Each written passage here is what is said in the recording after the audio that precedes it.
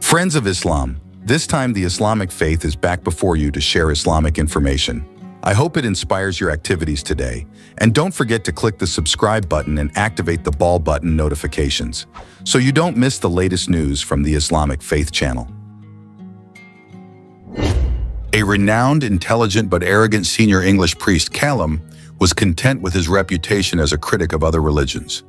When his reputation began to fade, he planned a controversial act, a mock conversion to Islam, and a pilgrimage to prove that all other religions were merely a game of men.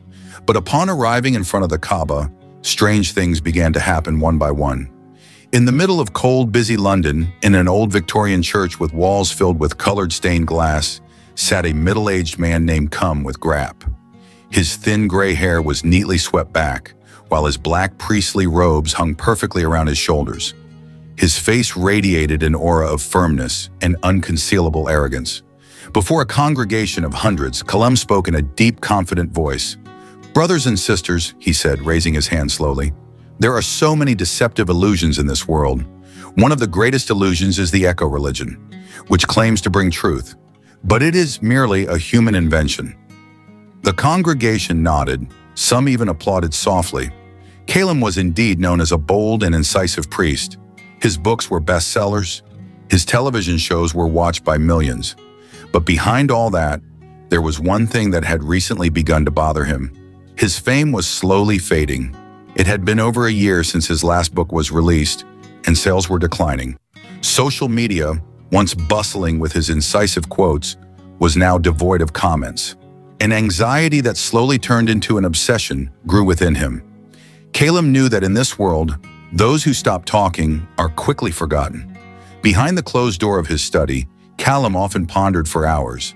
In that room, the walls were lined with thick bookcases, from philosophy and religious history to modern conspiracy theories. A dim yellow light illuminated the old wooden desk where his laptop and a pile of papers lay scattered. It was there, one quiet night, that his crazy idea was born. "I have to do something I've never done before," he muttered under his breath. His fingers tapped the surface of the desk in an irregular rhythm. "Something that will shake the world." His thoughts drifted to a religion that had long been under his scrutiny, Islam. With the second largest following in the world and rituals that seemed so strict and mysterious, Islam was a constant topic of controversy discussion in the public forums he attended. But Kalam felt it wasn't enough to just talk or write anymore. "What if I go inside myself?" he whispered, louder this time, as if speaking to someone. His eyes narrowed at the photo of the Kaaba that had once appeared in National Geographic magazine on the table. It wasn't with the intention of seeking the truth, certainly not because he wanted to change. On the contrary, Kalam wanted to prove that Islam, with all its specifics and rituals, was just like other religions. A human game, a collective illusion that had been going on for ages. Yet it could still be penetrated by logic and common sense. He began to formulate a systematic plan. First, learn the basics of Islam as needed to pretend to be a convert. Second, arrange for new travel documents and identification, including a convincing Muslim name. Third, prepare a secret documentation team. Consisting of 2 videographers, they were ready to secretly record the entire Hajj journey. "I will perform the Hajj like them," Kalam said to himself in front of a tall mirror in the corner of the room. His reflection, clad in black robes, looked like a medieval figure. "And when it's all over, I'll come back and show the world there are no miracles." Semi explained it logically. He enthusiastically began to learn to recite the Shahada. At first it sounded awkward in his English tongue, but gradually it began to flow smoothly. He even practiced the movements of the Shahada, although the banners never performed them devoutly. It was all just part of the grand drama he was preparing. A light drizzle dampened the train tracks in the distance, while the aroma of strong black coffee filled the air around him. But behind it all, without him realizing it, something else was beginning to grow in the recesses of his heart. Whether it was genuine curiosity or simply anxiety at challenging something he had previously taken for granted. But to Kalam, those feelings were unimportant. The most important thing was to prove himself invincible. With burning determination, he stared at the photo of Kaaba that now hung on the wall of his office. A new journey was about to begin. The journey he thought he had completely controlled, never expecting that it would be there, that all control would be ripped from his grasp. 2 weeks after his crazy idea. With an idea in mind, Kalam Newgrave sat in his dimly lit study, accompanied only by the slow ticking of an old clock and the scent of tobacco from a half-burned pipe. A large wooden table covered in scratches and ink stains was littered with papers containing rough notes.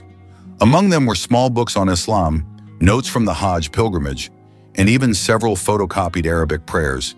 His eyes narrowed in focus. Kalam stared intently at a video tutorial playing on his laptop screen. A Middle Eastern man, speaking with a distinctive accent, taught the movements of the Shait, prayer, and its recitations. Kalam imitated the movements half-heartedly. His body stiffened like a robot that hadn't been fully programmed. His hand moved to his chest, to his stomach, then lowered his head. His mouth mumbled, though many of the letters felt strange and difficult to pronounce. Bismillah ar-Rahman al-Rahim, he said softly, then took a deep breath and rolled his eyes. There were many details to memorize, but he couldn't afford to fail. All of this was part of a plan that had to appear perfect in the public eye. He had to deceive anyone who would watch the video so that no one would doubt his sincerity. While pretending to convert to Islam and perform the Hajj, Kalam had stopped attending church sermons for the past few days. He chose to isolate himself completely, focusing on strategizing. He even ordered a special Arabic language textbook for beginners. Although he only studied the parts deemed necessary, greetings, prayers, and short phrases, often used by pilgrims, hung on the wall beside his table. A large world map hung with red threads connecting key points.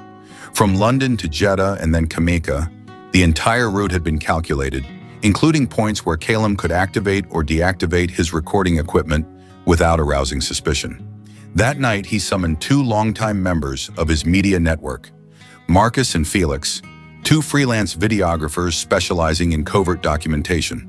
They arrived in simple black clothes, carrying bags filled with small camera equipment and miniature sound equipment. "So this isn't an ordinary project?" Marcus asked, sitting on an old leather sofa in the corner of the room. Kalam nodded firmly. "This is much bigger. We'll be recording the Hajj journey, but from a different perspective. We won't appear as journalists or a media team. Everything must proceed discreetly." Felix frowned, eyeing the Kalam doubtfully. "Isn't that risky? I mean, you're pretending to be Muslim. The Hajj is their sacred ritual. I know the risks." He replied calmly and firmly. His voice was cold as always. But that's precisely where his strength lay. The world had never seen anything like this. "We're going to show that all that news, the tawaf, and the congregational prayers are ultimately just a human show." Marcus and Felix looked at each other and finally nodded. For them, a project like this wasn't about right or wrong. It was about people's souls, fame, and maybe history. For a full week after that, the 3 of them busily set up equipment ranging from button-sized cameras, ultra-filter microphones that could be hidden under collars, to small drones shaped like children's toys. Each device was meticulously tested to ensure there were no suspicious engine noises, no bright indicator lights. Furthermore, Kalam also began arranging a new identity. Through his contacts at immigration, he obtained an additional passport in the name of Khalil bin Whitman. In it was a photo of himself with a thin beard and a white cap. He looked very convincing as a British convert to Islam about to perform the Hajj. The following nights, the atmosphere in his quiet apartment felt like an intelligence operations headquarters. Maps, laptops, notepads, and cameras were scattered everywhere. Amidst it all, Kalam sat, his face impassive, holding a small black notebook. On the front page, written in gold ink, was a grand plan. But beneath all this busyness lurked a feeling that had never been so calm before, a subtle, inexplicable doubt. Every time he recited the Shahada, even with pretense, a strange sensation coursed through his body, like a subtle vibration in the pit of Menjeleng's chest. Before he could comprehend it, Kalam quickly dismissed the feeling. "It's just psychology," he said quietly one night, staring at his reflection in the window. "Everyone can be affected if they're in certain environments for too long. But I'm stronger than that. Tangle." The departure was set. In 12 days, they would fly to Jeddah and joined the international Hajj group that had been registered in advance through a travel agency.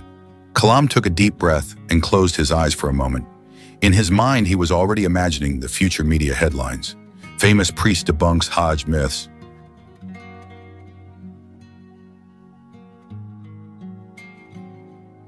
He smiled faintly, pleased with himself. However, he never knew that behind all those preparations, another plan awaited him, a plan that did not originate from him, but from something much greater. Something he could never control with logic or a camera. Heathrow Airport in London that morning was shrouded in a thin fog, the cold air biting to the bone. Amidst the crowd of people rushing with suitcases and bags in hand, Kalam Bugraf walked with a slower pace.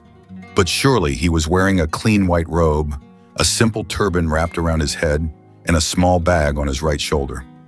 No more black suit or tie. His face even looked different with the thin beard he had been specially groomed for the past few weeks. In the passport he clutched tightly was written the new name, Khalil bin Whitman, a fake identity he had so carefully constructed for weeks. The latter now felt so real in his hands. Even he himself had almost forgotten that he was actually calm. The arrogant priest who used to stand on pulpits with a loud voice, suing. Other religions, boarding calls were announced. Kalam stepped into the long queue for an international flight bound for Saudi Arabia. He glanced back occasionally, ensuring that Marcus and Felix, the two cameramen following him, remained in their agreed-upon positions. Close enough to observe, but far enough away not to arouse suspicion. Both were carrying hidden cameras, each hidden in a shoulder bag and a jacket. After settling into his seat in economy class, Kalam looked around. Most of the passengers were dressed like him in white robes, ihrams, or simple loose clothing. Faces of various races and skin colors gathered in one place, connected by a common goal of reaching the Holy Land. To his left sat an elderly, dark-skinned man, possibly from Africa, with kind eyes and a constant smile. Without hesitation, the man greeted him in English, mixed with a thick Arabic accent. "First time on the Hajj?" he asked, his voice deep but warm. Kalam nodded slowly, choosing to play it safe. "Yes, first time. Alhamdulillah. May Allah make your journey easy, my brother," the man said again. Then he introduced himself. "My name is Musa, from Sudan." Kalam wanted to tell him his real name, but quickly remembered his role. His answer was short, a little awkward. Musa didn't seem to mind the awkwardness. Instead, he began to tell stories about his family, which had gone on the Hajj for 3 generations, about the small village on the banks of the Nile where he lived, and how each year they had collected money little by little to be able to go to Mecca. Kalam listened half-heartedly at first, his mind racing. All of this was merely a prelude to the main point, recording the big moment when he revealed that the Hajj was nothing but an illusion. But as time went on, it became increasingly difficult for him to completely ignore Musa's story. There was an unfalsified sincerity in every word. The plane took off, and over the course of the dozen hours, Kalam began to notice little things he had never paid attention to before. The prayers recited before takeoff, the passengers patiently performing ablution in the restroom despite the long queue, and the whispers of dhikr that could be heard amidst the snores of the sleeping population. Midway through the flight, the cabin crew distributed food. Kalam accepted a tray of toasted rice and a loaf of bread. In the corner of the tray was a small package marked Halal Certified. Normally, he never paid attention to such things, but now the label felt like a small symbol of the world he was slowly entering. Before eating, Musa held his hand. His hand recited a short prayer in Arabic. Kalam watched intently. There was a strange calmness radiating from the old man's face, as if his whole life had been so simple, yet so peaceful. "You know what, Kil?" Musa said. Suddenly, many people came to Mecca carrying heavy burdens in their hearts. But there, everyone was equal. There were no kings, no poor. Only servants of Allah surrounded Kaaba. Kalam didn't answer immediately. He just nodded slowly, pretending to understand. But inside, something began to tremble. Not because Musa's city sounded unfamiliar, but because it felt too logical. The logic he had held so tightly was beginning to find a small crack. As the plane began to descend, passengers fastened their seatbelts from the small side windows as they saw the sparkling lights of Jeddah city spread out like a luminous carpet for the first time in their lives. He truly stepped into a world that he had only seen from behind the television screen or in controversial articles that he wrote himself.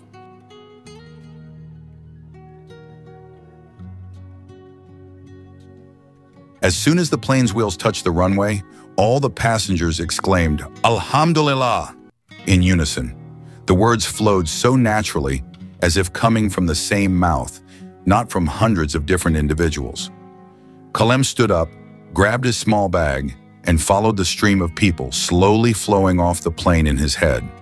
He kept repeating the main reason he was there, to prove that this was all just a show, but his steps felt a little heavier than usual, as if a weight had just begun to grow.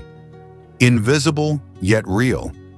And that was Kalam, or Khalil bin Whitman's, first step towards the Holy Land, a journey he thought was entirely under his control. Yet having just entered a realm that defied logic alone, the heat of Mecca immediately hit his face. Kalam stood still as he stepped off the bus carrying the international Hajj group from Jeddah. The midday sun beat down mercilessly, making sweat flow down his temples and neck. But that didn't stop him for a moment. Before him lay a sight he had never seen before. A sea of people dressed in white flowed slowly like a never-ending river. Kalam stood frozen in the crowd. His eyes swept in all directions, witnessing thousands, even millions, of people from all corners of the world, all wearing the simple ihram. There was no distinction in clothing, no logos, no status. The people walked, praying, some crying, some chuckling, while helping others. But despite his fascination, his heart remained cold.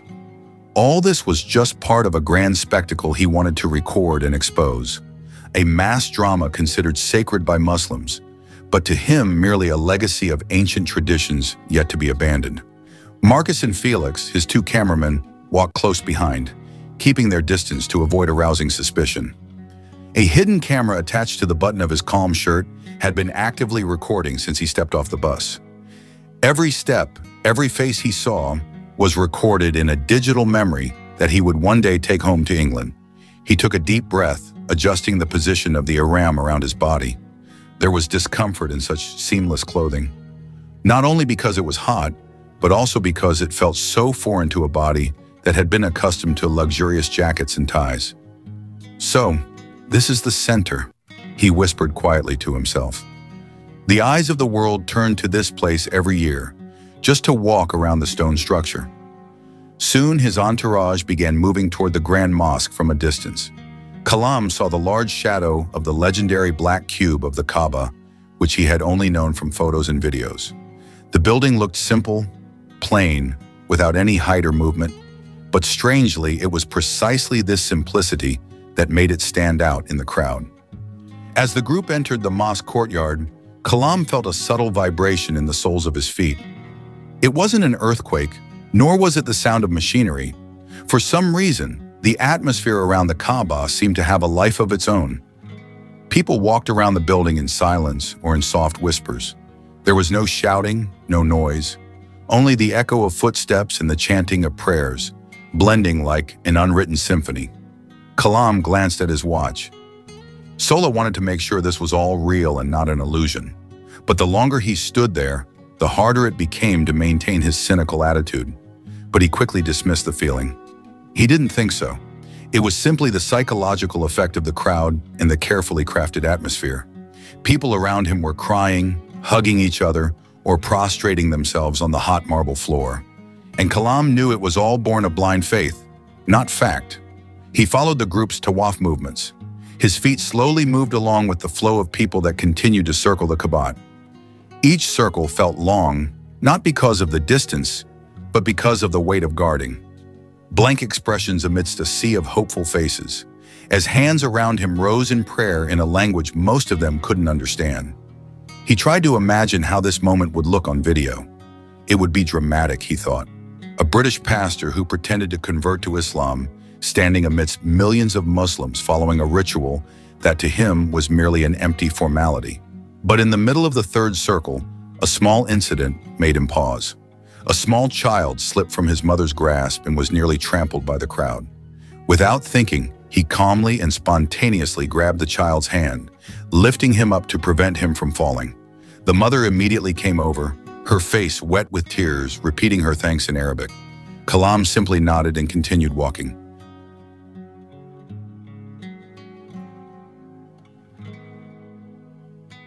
But something felt different in his heart.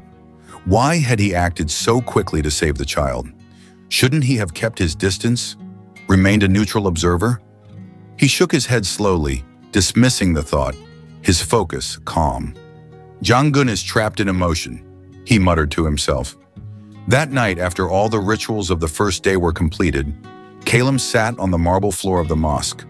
Gazing at the Kaaba illuminated by soft lamps, Marcus and Felix had returned to their lodgings, leaving him alone to maintain the illusion of being an ordinary congregant in the neighborhood. People were still sitting, praying, or simply silently watching the news. No one was talking loudly. No one was busy with their phones. Everyone was truly present in that place with their bodies and souls. Kalam opened the small notebook he always carried. On the first page was written a single sentence: "All religions are illusions." He stared at the writing for a long time before finally closing the book slowly. For the first time since he began this journey, the sentence sounded a little weaker. In his head, compared to the echo of the white sea surrounding the Kaaba that night, the hot wind of Mecca still blew gently, carrying the scent of agar wood and the distinctive fragrance that enveloped the Grand Mosque. That night, after a full day of participating in the series of prayers, Kalam with Graves stood again among the sea of people surrounding the Kaaba. His feet stepped slowly to the rhythm of the tawaf, but deep within him, there was something unsettling. At first, it all felt like a routine. Kalam thought he only had to endure a few more days before returning home and releasing a documentary that would shake the world. But the longer he walked around the Kaaba, the harder it became to pretend. Step by step, the sound of the thousands of people chanting prayers around him began to sound like piercing whispers. Not because it was noisy, but because each word carried a meaning that somehow began to penetrate the layers of skepticism within him. Allahu Akbar, Allahu Akbar. The sound repeated like a pulse. Kalam focused on his task. The small camera on his shirt button was still on, recording everything he saw and felt. But the K he saw was no longer the arrogant, coldly observing priest. His eyes began to look around differently. To his right was an elderly Asian man, walking unsteadily, but still trying to keep up with the rounds of tawaf with a faint smile on his face. To his left, a young African woman shed silent tears. Her hands tightly clutched a small mushaf. It was no act. Kalam could see it. Sincerity, sincerity, a sense of humility radiated from those faces. It was so obvious it was hard to ignore. Kalam's body was sweating, not only from the heat, but also from the weight that suddenly seemed to be settling on his chest. For some reason, every step around the Kaaba seemed to press on all his beliefs. "This is all an illusion," he muttered softly, almost like whispering a mantra to himself. But even that voice sounded fragile to his own ears. His head began to throb, and his breathing became heavy. Kalam paused for a moment, standing still amidst the constant flow of people. He closed his eyes, trying to ignore the voices echoing around him. But what emerged were memories from the past. The faces of his church congregation, the sentences he once uttered from the pulpit, and, who knows where, the picture of the Kaaba he first saw in a magazine. Years ago, the scent of agar wood grew stronger. It seemed to sting his nose and awaken something long buried. A faint memory of his childhood, of those quiet moments in his room. When he was a child and Bertano Tanya innocently wondered about the existence of God before finally growing into a man who he decided that everything had to be explained logically. Suddenly, someone gently tapped him on the shoulder. Kalam opened his eyes, turned, and found his enemy, the old man from Sudan, who had sat with him on the plane, smiling kindly. "Are you okay, Halil?" Musa asked. His voice was low and caring. Kalam wanted to answer easily, to say he was fine, but his tongue was numb. For the first time since this journey began, he couldn't find the right words. "I just have a slight headache," he finally said, his voice hoarse. Musa nodded calmly. It was common for many people to feel this way here. The human heart is sometimes too hard to accept what it has always rejected. But don't resist too hard. "Brother, let yourself feel what is." The words made Callum's chest tighten even more. He wanted to argue, to say that this was all just a game of emotions.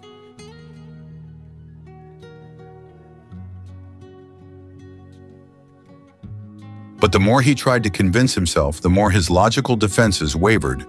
They slowly walked back to join the flow of the tawaf. Callum lowered his head. His eyes were fixed on the clean, cool marble floor beneath his feet. Every step now felt like an unanswered question, no longer just an empty movement. Before completing the final lap, Callum looked back at the Kaaba. Its shape remained the same, black, simple and sturdy. But in his eyes there was something different now. The Kaaba was no longer just a building. It was the center of all human pursuits, both believers and doubters. When the tawaf was finally over, Callum stepped out of the crowd and sat in a corner of the mosque courtyard. The night breeze blew gently, carrying the faint scent of agar wood. He removed his PC from his head, wiping his face, which was wet with sweat and somehow with tears that he had unknowingly shed. Sem, with grave. The priest who had always felt invincible, sitting alone in a corner of the grand mosque, felt himself starting to tear apart. For the first time, he asked silently, "Is it possible that all this time he was the one living in an illusion?" That morning, the sky of Mecca reflected a pale blue color that was clear from the clouds. The sun's rays fell softly, dimly on the white marble that surrounded the grand mosque.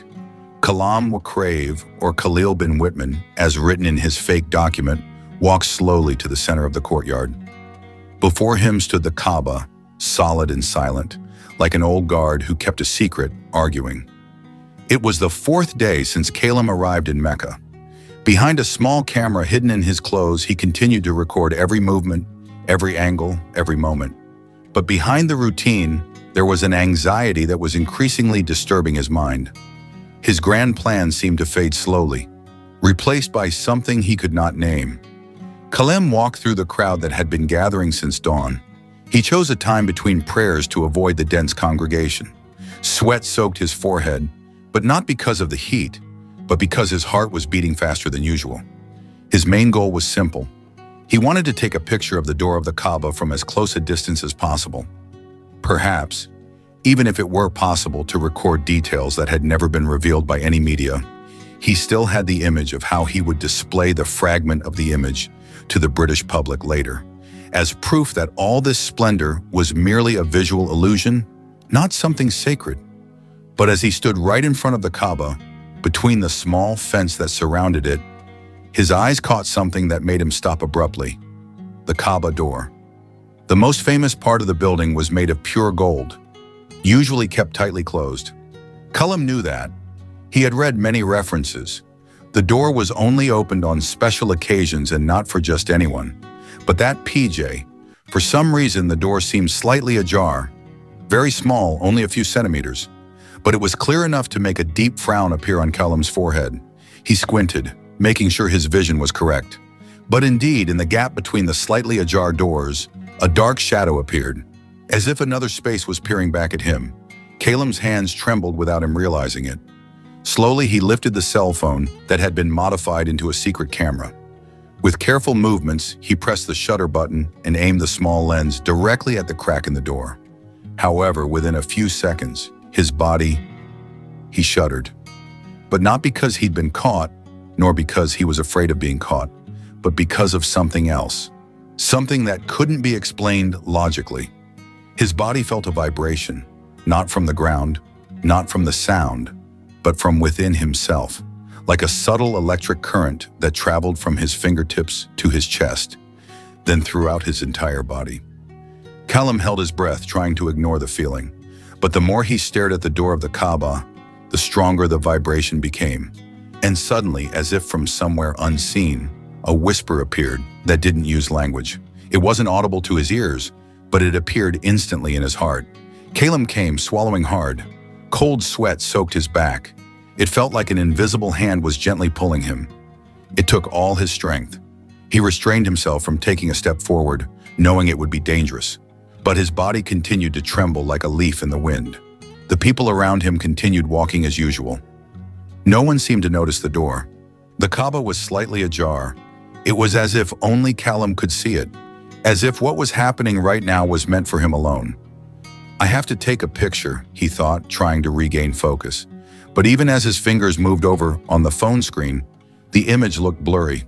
The camera's focus seemed to refuse to capture the gap in the door clearly.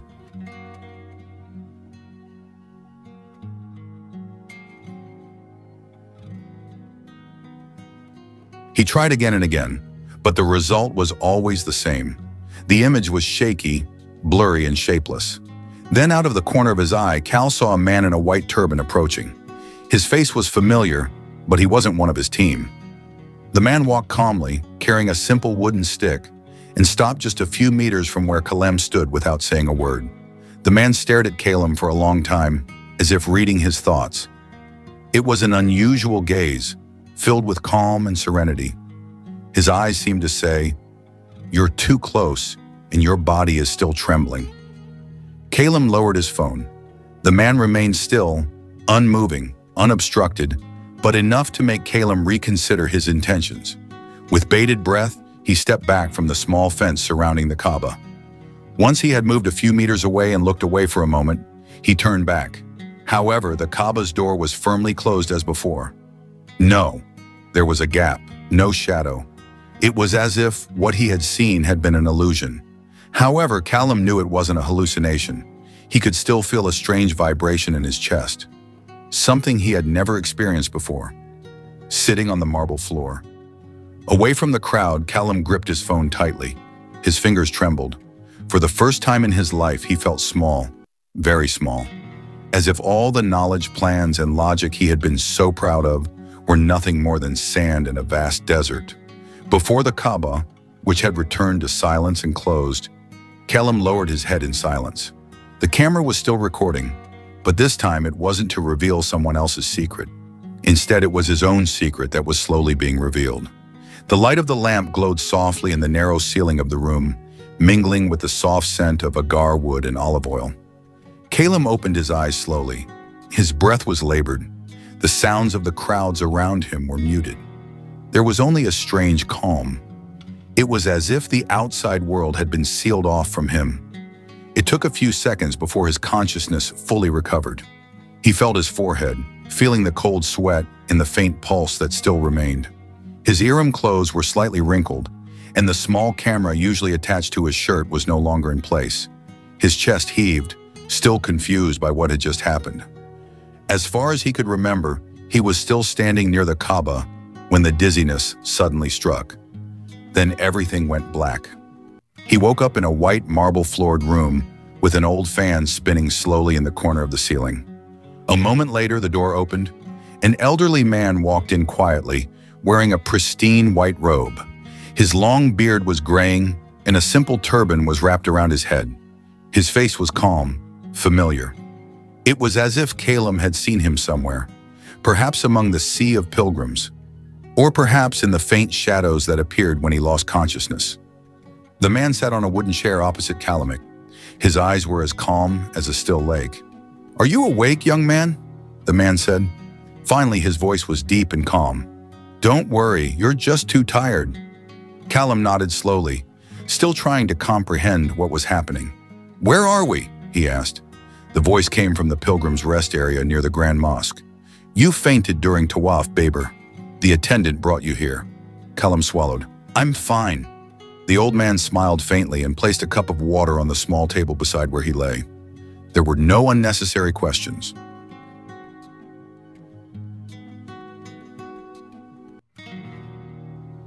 There was no excessive curiosity like Callum usually encountered in London, said Taros Tenon too calmly that it made Callum's chest even heavier. "You look like someone carrying a heavy burden," the old man said again slowly, "not only on your shoulders but in your heart." Callum chuckled bitterly. "Sepp came here to see for myself what I had always considered a big lie." The man stared at him for a long time without judging. His repeated lies were gentle. "God's religion is all this," Callum continued. His voice trembled slightly. "I am a priest, or used to be, but the more I study religion, the more I am convinced it is all just man-made." Instead of being offended or responding with sharp arguments, the old man just took a deep breath. I understand. Many people have thought that way.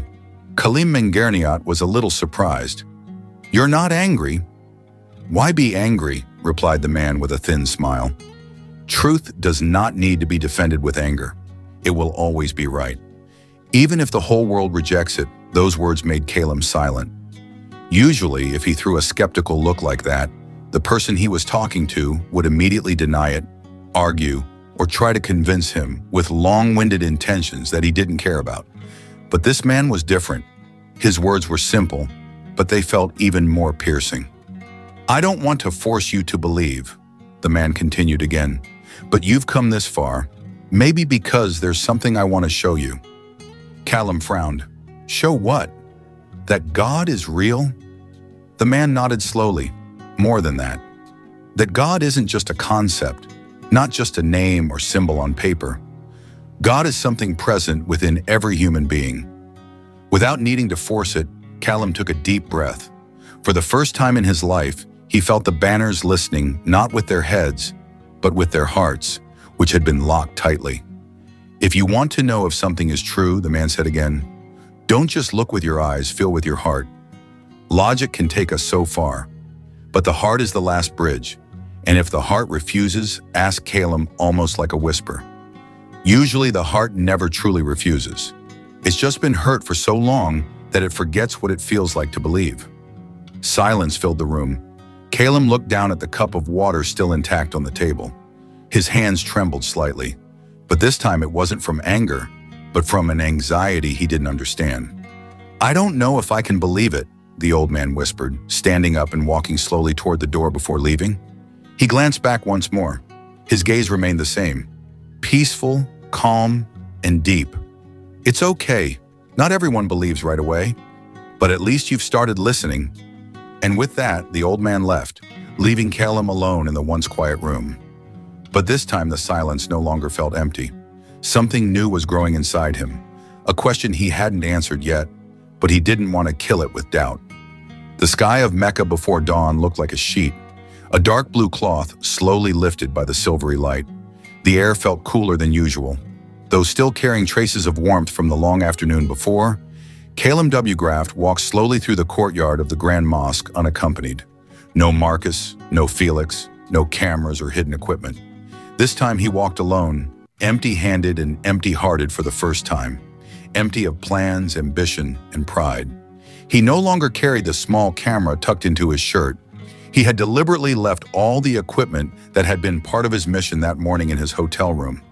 He didn't know when the desire had arisen, but after last night's conversation with the mysterious old man, he felt compelled to return to his starting point. Not as a priest, not as an observer, but simply as an ordinary human being searching. As he approached the mosque's neighbors, the Kaaba stood before him again. Silence and pitch black, it cut through the pre-dawn gloom with a dignity beyond words. There were no spotlights, no flashy decorations, only the black kiswa cloth moving gently in the breeze. And just like the night before, a sea of people surrounded the building with calm, rhythmic steps. But something was different that morning. Kalam stopped a few meters from the small fence surrounding the Kaaba. He stood still, letting all the sounds around him fade away little by little. The thunder of the dhikr chants, the footsteps of the congregation, even the faint breeze all slowly faded away. As if pulled from his ears, all that remained was absolute silence, so silent that he could hear his own heartbeat. For a moment, the world truly seemed to stop.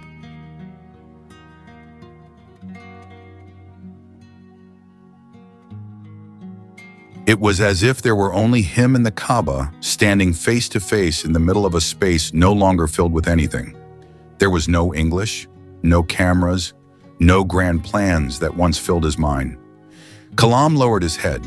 His hands tightly clutched the Iram cloth on his chest. His breathing was heavy, not from physical exhaustion, but from a feeling he had never known before. A mixture of fear, awe, and demise. A silent peace, not the cheering one he usually sought on stage or in a crowd. His eyes slowly returned to the Kaaba. For the first time since he had come to this place, he did not see it as a black stone, nor as an empty symbol. He saw something else. A center where all searches ended and all questions remain. Unconsciously, Kalam whispered not to anyone, not even to himself. "Do you really exist?" It just came out simple, without any philosophical or rhetorical connotations. It was the most honest question that had ever come out of his mouth. And strangely, even though no voice answered, Kalam felt as if the question had not evaporated in vain. As if something were listening. Though invisible, he stared at his own hands, which were now trembling lightly. All this time, everything he had done had been built on the belief that this world could be controlled. That logic was the only satanic truth. But here, in front of the Kaaba, all those beliefs began to crumble one by one, like an old wall battered by years of wind. A few passing worshippers glanced at him, but no one stopped. Everyone was busy with their own prayers and devotions, and Kalam felt, for the first time, how small he was in the midst of this vast crowd. He was nothing here. No one cared who he was, what he did, or how famous his name was in his country. He was just one tiny speck among millions of others who had come bearing hopes and burdens without much thought. Kalam raised his hands slowly. The gesture, which he had previously considered merely symbolic, meaningless, now felt so heavy to perform. It was as if his hands were carrying the entire weight of his life. With slightly teary eyes, he whispered again, "Show me, you really exist." And at that very moment, the wind blew stronger, carrying the scent of agar wood and wet earth. It was no ordinary wind, because it felt like it was touching his heart directly, as if rubbing a wound that had been gaping for a long time without him realizing it. Kalam closed his eyes, and in the silence, he no longer heard anything. There was no doubt, no pride. Only one thing remained, the feeling that he had found something greater than anything he had ever sought. When he opened his eyes again, the hustle and bustle of the Grand Mosque could be heard slowly again. Slowly. Usually the sun was starting to rise behind the tall buildings, coloring the Mecca sky with a soft golden glow. But for Kalam, the world was no longer the same. For the first time, he felt like the banners were seeing not with his eyes, but with his heart, which had finally opened after being closed for so long. The night in Mecca seemed to have its own sky, different from the night in any city Kalam had ever known. The starlight felt closer, hanging over the mosque's ceiling as if silently watching every step of the people coming and going. In his small hotel room, Kalam sat pensively by the window, staring out at the Grand Mosque, still bustling with lights and the never-ending whirling of the mosque's lights. The next morning, his plane would take him back to England. Tickets were booked, documents were prepared, and all the video material Marcus and Felix had managed to record was neatly stored on a small hard drive in his bag. But strangely, all of that now felt distant, like someone else's belongings, no longer his. Kalam lowered his head, his hands clasped tightly together. That night, his heart felt tight. It was as if two forces were constantly battling within him. One side of him was still trying to cling to the logic he had long upheld. Meanwhile, another side, the new one that had formed over the past few days, continued to whisper with elusive calm. Explaining himself tired of his own thoughts, Kalam finally lay down on the bed. The cool air from the air conditioner caressed his face, but his eyes remained tightly closed. Unconsciously, his body began to drift into a restless sleep. In his dream, Kalam stood alone in a vast, dark field. There were no stars, no moon, no sound. Only the cold wind continued to blow. It was as if the world had lost all its color. He walked slowly, but each step took him further away from any point. Beneath his feet, the ground began to disappear.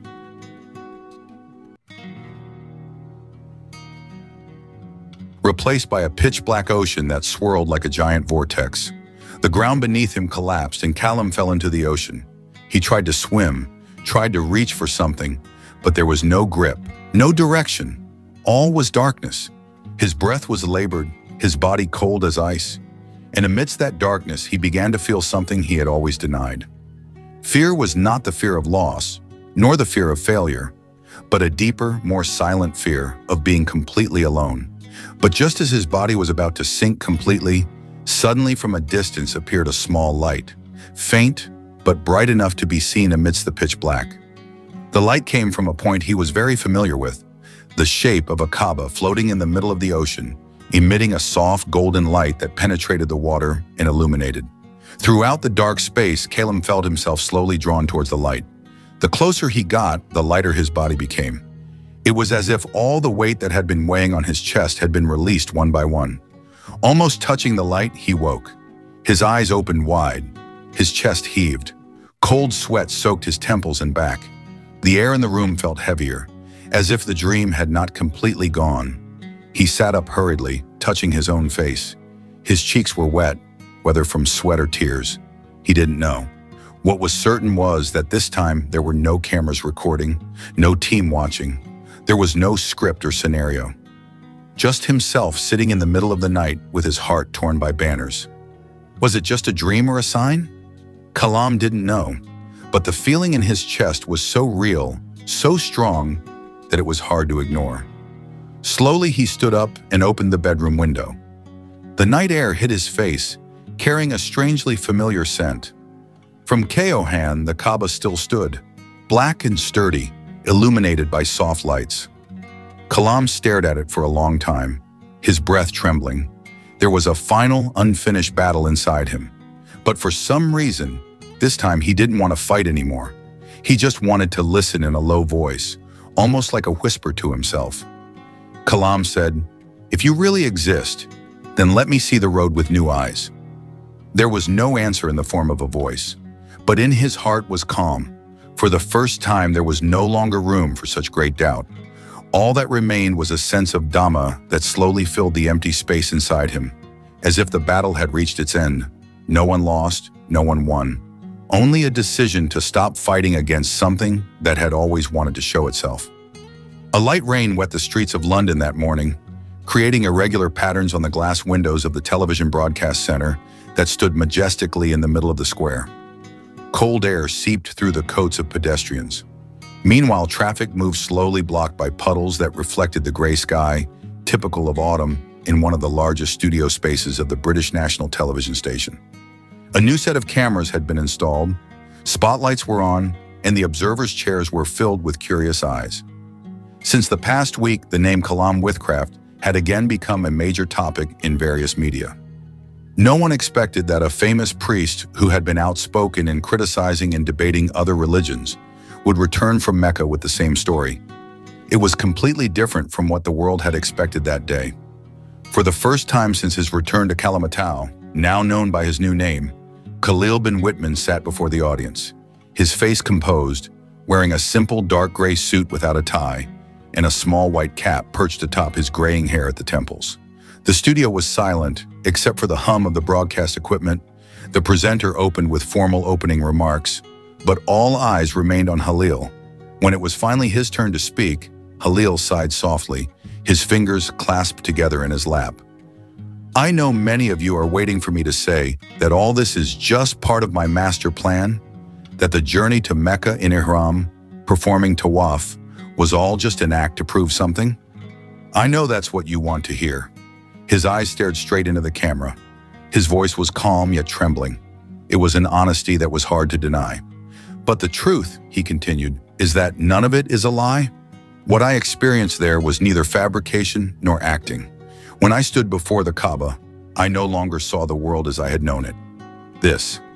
I saw myself without the mask, without the title, without the pride I had so desperately guarded." Behind the studio, a large screen displayed footage from his team's documentary.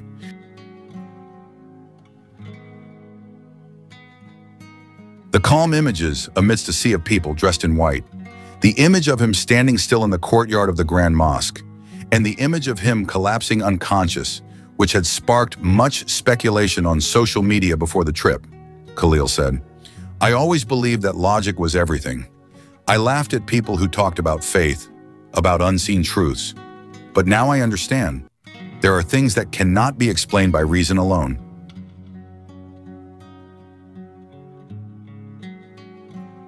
There was a sense of peace I would never have found behind titles, debates, or human praise. The presenter's voice, which usually guided the discussion, was now completely silent. No one wanted to interrupt. Even the observers who usually acted as commentators sat in silence, as if waiting to see if Kalam or Kil were truly serious about what they were saying. "I no longer call myself Callum Wacraft," he said, his voice growing firmer. "Today, before all of you, I announce that I have embraced Islam. My name is now Khalil bin Whitman, and I am not saying this to seek attention, nor to create new controversy. I simply want to be honest with myself and the world." The applause was not immediate. Most of the audience was silent, shocked, processing what they had just heard. In the corner, a young woman shed silent tears. Others began whispering to each other. Khalil bowed his head for a moment, taking a deep breath. "I know this is not easy for many. I am prepared to lose my position, my title, perhaps even my family and friends. But if that is the price I must pay for the truth I have discovered, then I accept it." And then it was over. News of Khalil's confession spread across the world. Social media was filled with debate, some admiration, some scorn. But Khalil no longer cared about any of it. In the days that followed, he chose a simple life, leaving behind the fame that had once been a part of him.